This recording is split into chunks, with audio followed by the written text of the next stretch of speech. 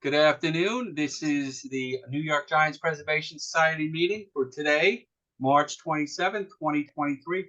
We have not only San Francisco Giant royalty, but San Francisco itself royalty, um, Bruce Jenkins.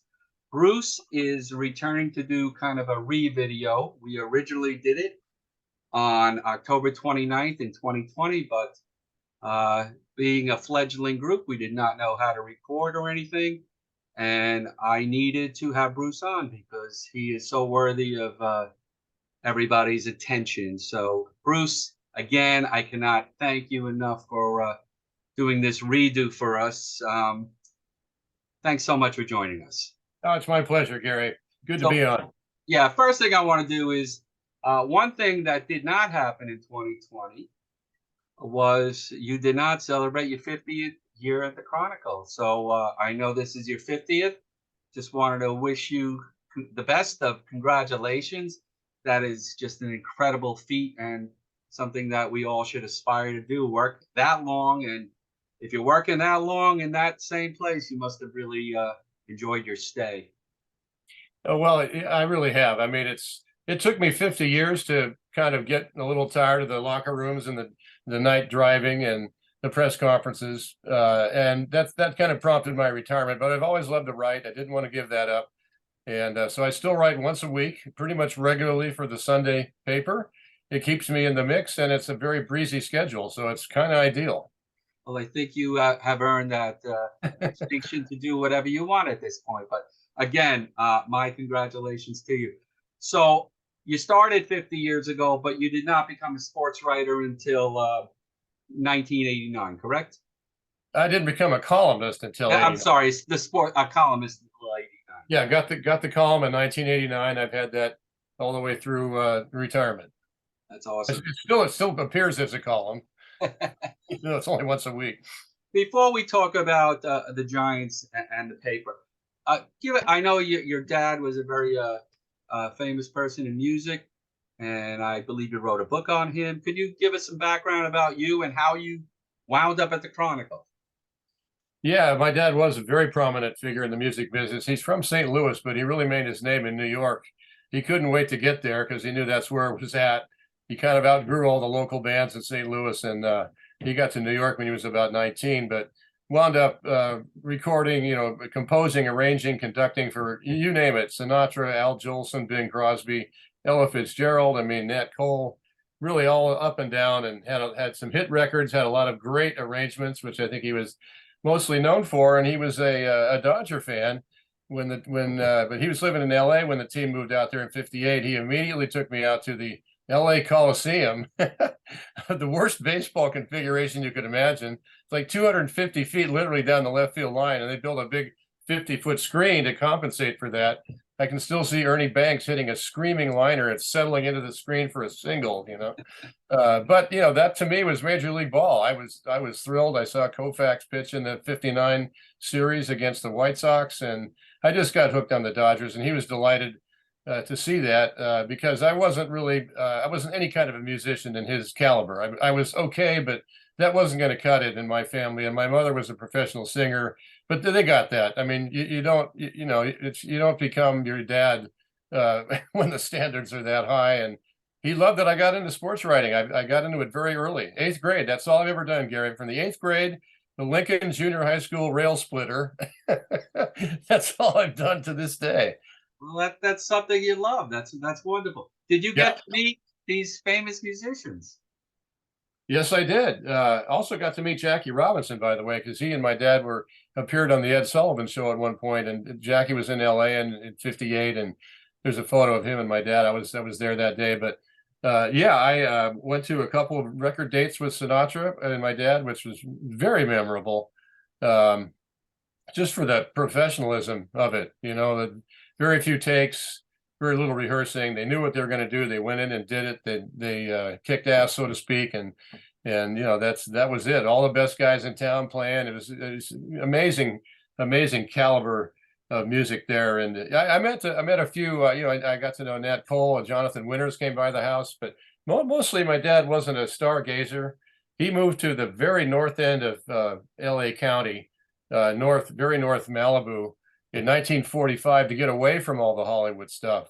And it wasn't very often that he had the big names out. He'd have, sax players, fiddle players, drummers, cool guys who didn't take themselves seriously, but meanwhile played as the best guys in town. Those are the guys he'd like to have at a party. So I grew up around a lot of good humor, a lot of humility, and a lot of class.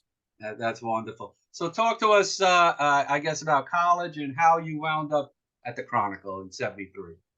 Well, I went to Berkeley, out of Santa Monica High School. I made the 400-mile trip north in California, and I was a sports editor at Cal, and covering everything you cover there. Traveled with the football team and the baseball team as the years went on.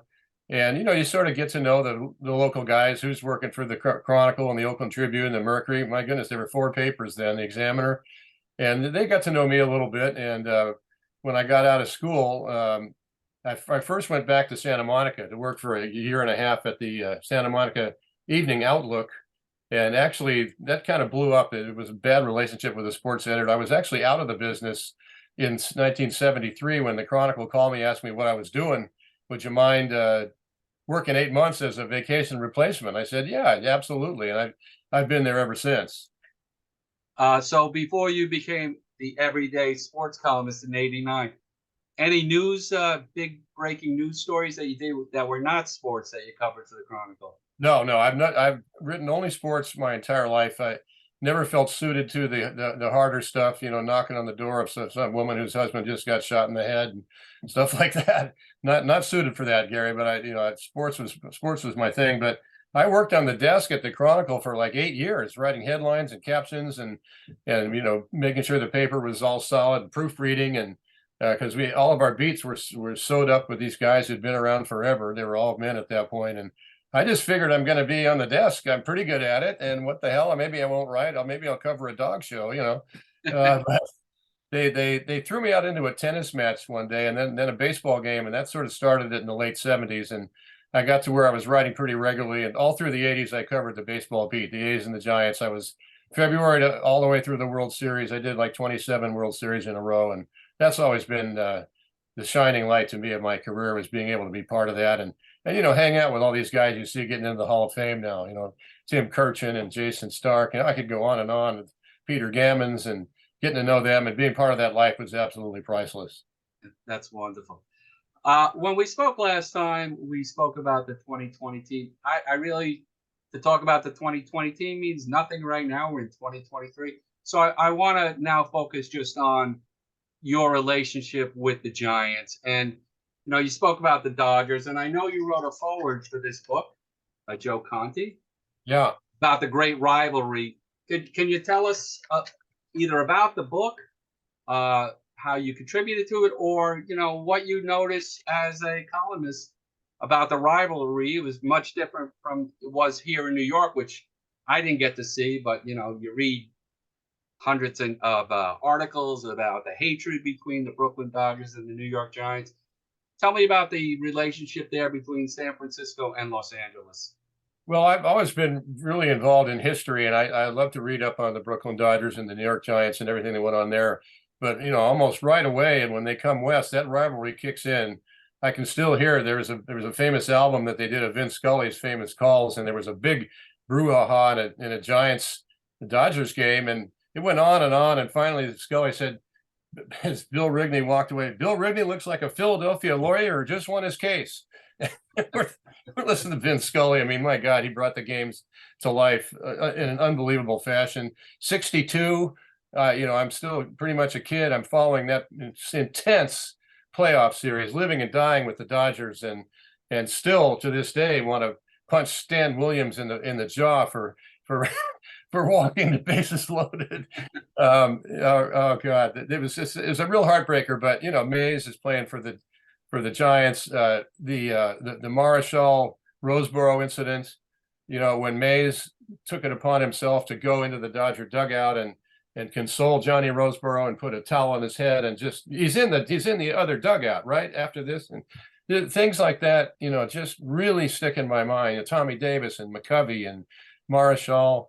Geez, we in those days in the 60s, the only games we got on TV in LA were the games out of Candlestick, which was great. Not a lot, but that was really something. And I just always remember when those games would come on, you're looking at Mays, McCovey, Cepeda, Marshall. I'm thinking, there's no way how did they ever beat this team? It's impossible. And they did just enough to stay in the race to make the playoffs, and eventually they got the upper hand on them. But Giants Dodgers was just a huge part of my upbringing, so I felt comfortable writing about that for Joe Conti. And of course, there's so many things you can touch upon. And once I started writing, there's a whole new series of episodes, so it's just ongoing. Yeah, the first one I was privy to was in the early 70s. There was a game on ABC, and I think it was like Labor Day, the Giants were being trounced, and they kept pecking away, and they eventually scored a lot of runs. And then Bobby Bonds hit a grand slam off Jim Brewer, Yeah, capping just an incredible comeback. And then the Joe Morgan game, and Solomon Flores, and sure. Rod Beck and Brian Johnson. Yeah. Just great stuff. Did you ever think you'd be covering 3 world championships after the franchise moved and there was nothing for 50 something years? No, even if it was going on, I didn't think there'd be another one. They always seem to catch fire at the end of the season. They were like a hockey goalie getting hot into the playoffs, and all of a sudden, this is the best team right now, and they had the pitching and just enough hitting, and then they had panache and togetherness. But no, I mean, in 2002. They're still without a title in San Francisco. It's Game 6 in Anaheim, and we're all writing our stories. Oh my God, this is historic, and oh, this is so wonderful, and then just tearing them up at the complete trash, and rewriting something tepid and horrible to fill the space. And then they lose Game 7. At that point, I figured, well, no, they're never going to do this. I mean, this is too much working against them. When they did win it in 2010, I was there watching Brian Wilson strike out Cruz to end that one. That was an amazing moment to witness, because this was the history, and catching up on the broadcasters' calls afterward, how they all called it, John Miller and Dave Fleming and Krukow, and that whole playoff run was very, very magical. And I just thought, well, that's kind of a one-off, but then they come back in 2 years and do it again. It wasn't that surprising in 2014, because now they got Bumgarner in there, and they've got this history, and they know how to do it. And it's Boshi and Sabian and just boy, 3 out of 5, man. That's pretty magical. It still hasn't lost a bit of its luster among the fan base here. I could live off that. Yeah. And going back to 2002, after you ripped up your copy after Game 6, there was no way in your mind they were winning Game 7, because no, absolutely not. No, but there was a memorable night after Game 6 in Anaheim. We were staying at the team hotel, my wife and I, as it happened, and we went in there just to grab a cocktail, and it was real quiet, as you might imagine. It's the Giants hotel.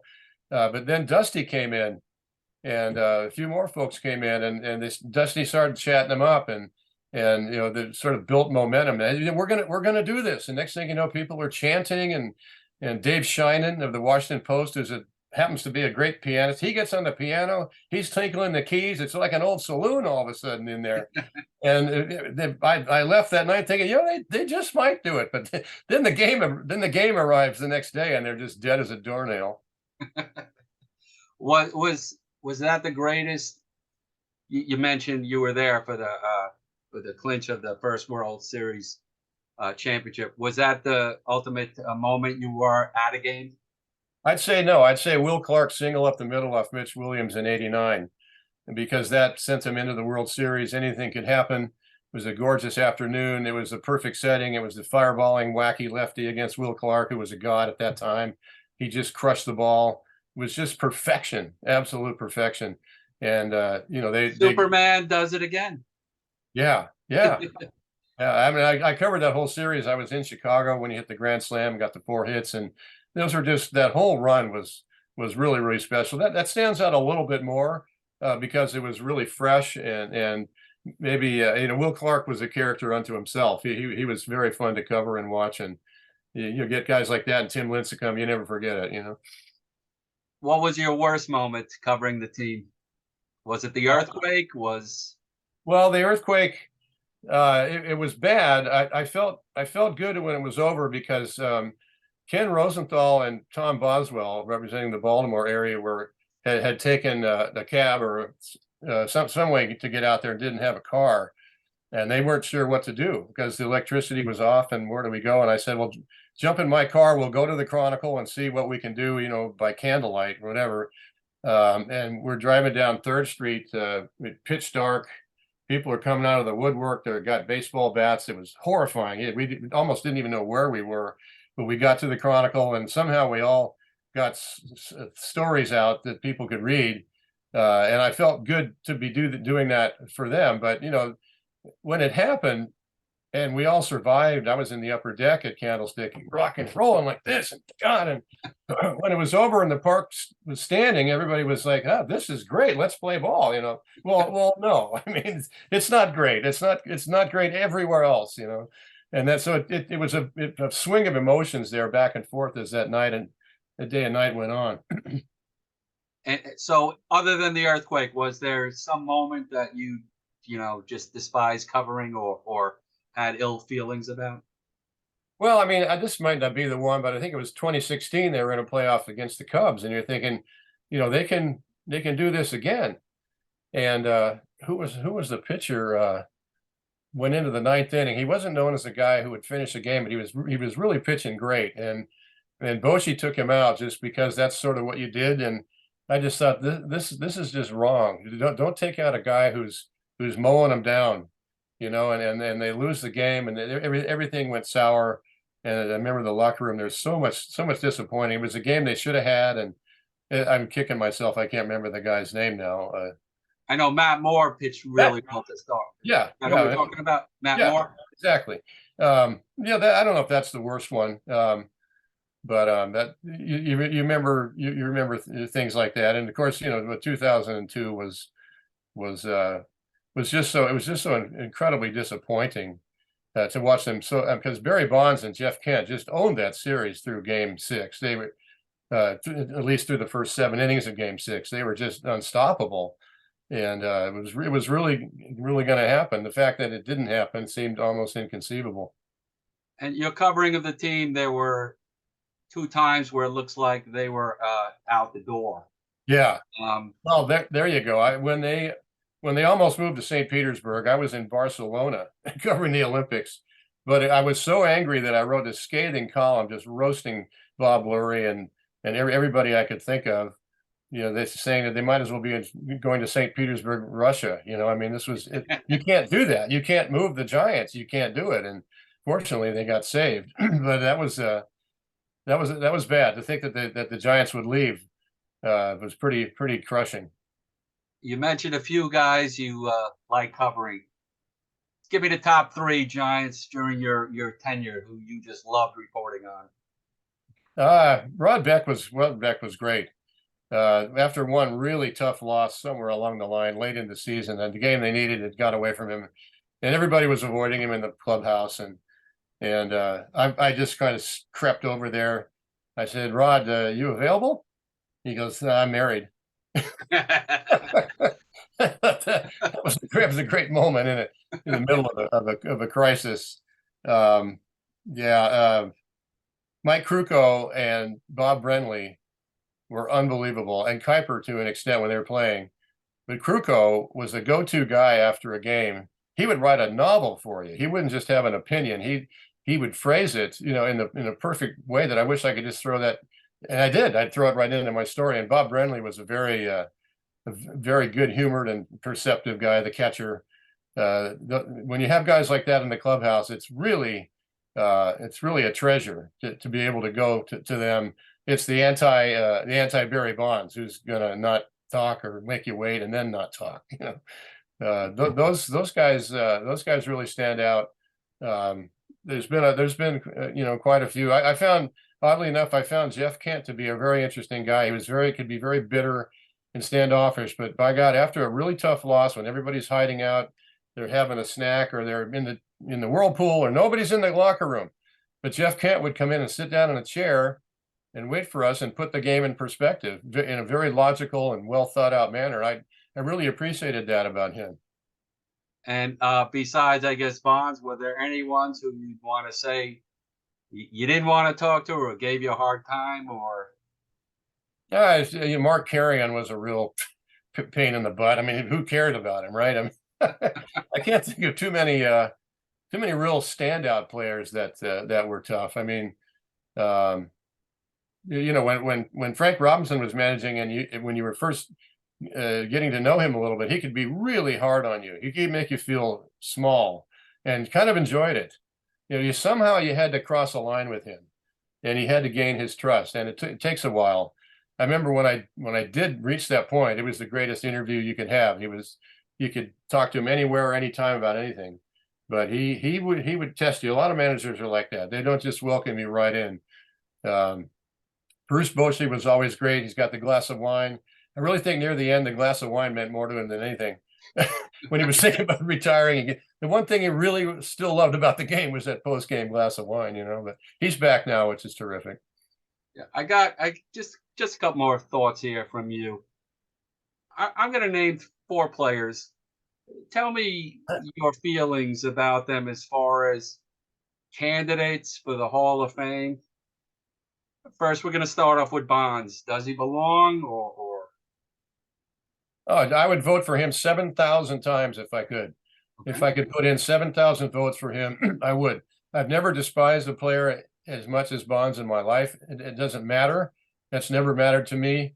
Character has never mattered. Off the field stuff has never mattered for me. I simplify it. My ballot this last year was Bonds, Clemens, Manny Ramirez, Sosa, okay, and Vizquel. That's my ballot. None of these Scott Rowlands for me. I love the great players, but no, it's not the Hall of Very Good. It's about the players who did it.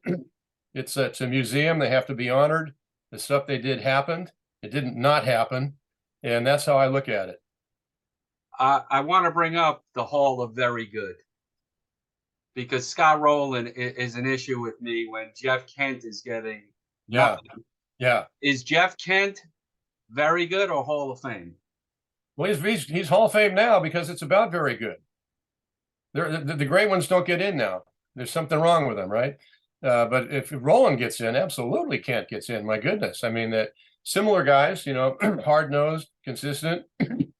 I actually didn't, Bruce. I didn't think they were similar. I thought Kent was far superior. Scott Rowland. Yeah, absolutely. Yeah.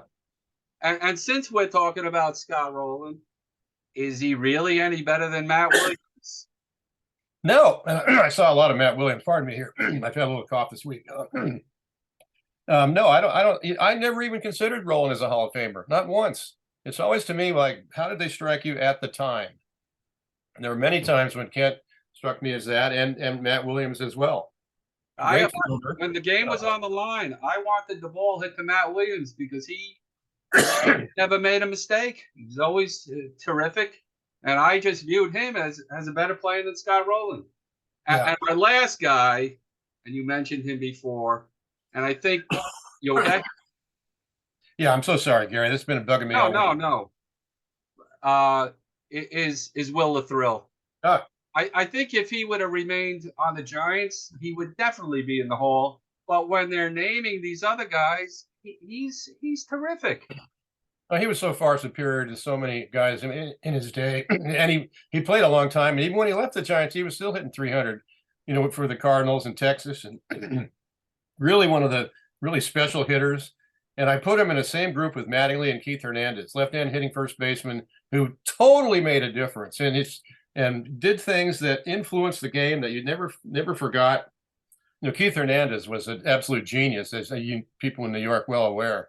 But Will Clark as a hitter was just so special and very distinctive, and loved the moment, had his moments, came through in the moments.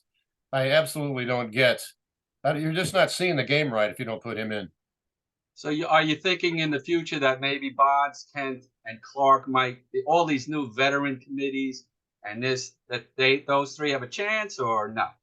No, it's hard to say. It's hard to say. I was on one of those veterans committees where we were talking about La Russa and Cox and Joe Torre. That was kind of an easy call. I don't know. As some of the older voters are wished out of there, and the younger voters are making the call. They don't remember the magic of Will Clark.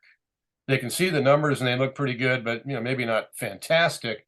But they don't remember how it felt to watch Will Clark or Keith Hernandez or Don Mattingly. So I would say I'd be skeptical on all of that. You are privy to it. I'm sitting home watching TV. I'm listening. But in all my years, and I've been rooting since 1969, Will Clark to me was the guy I wanted up. He was the most clutch player and wanted to be in that moment. Absolutely. Imagine this guy, his first game, he's in Houston facing Nolan Ryan. He's up there looking like, yeah, I got this. I've got this. And then just, it's just out of here, looking over the shoulder, and pointing up to the stands. This is first at bat. It was just an absolute tip off as to what was coming. I got one more for you, and I know you're a young guy, very young still. Do you imagine anywhere in the near future that a fourth flag might fly there, or oh yeah, not hold our breath? No, I do. I mean, I just sort of think that way normally. Maybe because growing up in LA with the Lakers and the Dodgers and UCLA and SC, the titles would seem to come eventually. And I'm an optimist by nature. I don't see it anytime soon. I mean, they have, outside of Brandon Webb, they have no star power, Gary, like none. And that's pretty tough, the way the game is always been structured. But sure, I mean, I think Farhan Zaidi is a bright guy. I think he is capable of building a team. They have the money. They've tried to get, Harper and Correa and Aaron Judge and weren't able to do it. They're going to keep trying, and I'm just an optimist. Bruce, again, congratulations on a marvelous career. And we hope you feel better, of course, and we look forward to your continued writing for the paper until you decide not to anymore. Well, Gary, let me tell you one thing right now. No, I sure appreciate it. I'm sorry I coughed my way through it. This has been me for the last week and a half, but it's a privilege to be on. And thank you so much. We so much appreciate it. And if the only difference this was than the last time is we had an audience and we had questions, but this was terrific, and I can't thank you enough. You bet. Let me shut this off.